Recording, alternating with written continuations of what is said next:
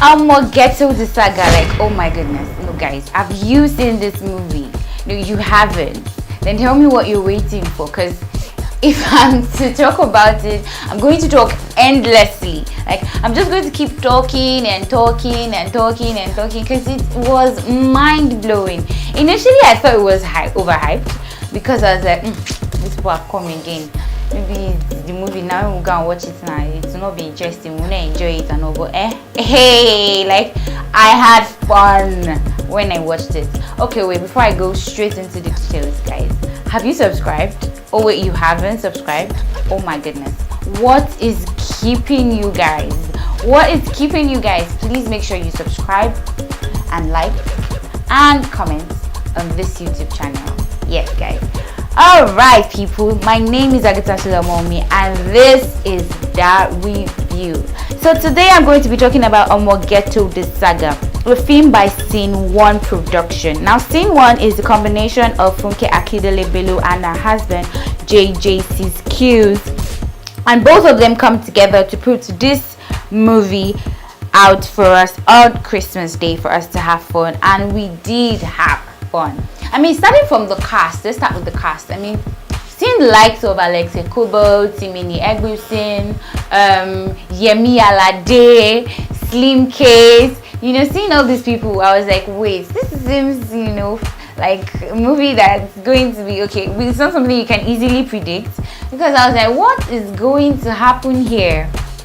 You know, seeing all these people.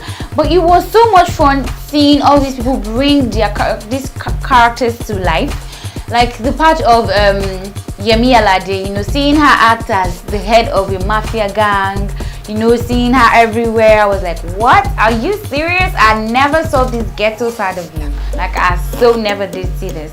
And then seeing Slim Case, you know, I mean, we all know Slim Case is a crazy person, you know, seeing him act, sing and all of that. But, you know, it was also fun seeing him bring out this character to life. Another person that shocked me in this movie was Eniola Badmus, Lefty. You know, very lazy and very lazy human being among the rest of them. She's so lazy. All she does is, you know, you intimidate people with her size, but then when it comes to real battle, oh my goodness, she takes the back seat. And sorry, Busty, that's what she's called, not Lefty. So Lefty, this movie is Funke Akindele. She took 2 roles in this movie. A side where she's a sophisticated person, you know, a twin, but a sophisticated one. And then on another side, she's this ghetto girl. You know, there's a ghetto person and there's this sophisticated person. They are twins, but you know, they're like separate individuals. They're worlds apart. You know, they're 2 different individuals that are kind of like worlds apart, you know, different from themselves, totally different. Like, they're the direct words and opposites of each other. So this one is a sophisticated person, a classy woman, married with kids and everything. But Lefty is here, always giving people punches, breaking into safes. Yeah, she did that in this movie, you know, and doing all sorts of funny things. And AY Marco, seeing AY play, he also brought his own role alive, you know. Seeing him in this movie, I was wowed by, as usual. Like, okay, we obviously expect the best from AY, and yes, he didn't give us short of it. Also, like I told you, it was a celebrity-packed movie. Like Mercy Aigbe played the role of Ron's babe, a prostitute. How much she did it well. You know, it was fun seeing her bring also that part alive in this movie. It was fun seeing her, you know, hanging out with those loose men, you know, and all of that. Another person that I also fell in love with in this movie was Zubi Michael, where he was like, that's the way God give you for free, they use and do business. You dey craze? You know, it was very funny. He played the role of Azaman, if I'm correct, and he brought this character to life. Like, he totally brought it to life. It was fun watching it. Like, every single cast in this movie did well. You know, it was celebrity packed, so I was a bit like, okay, so what's it going to be like?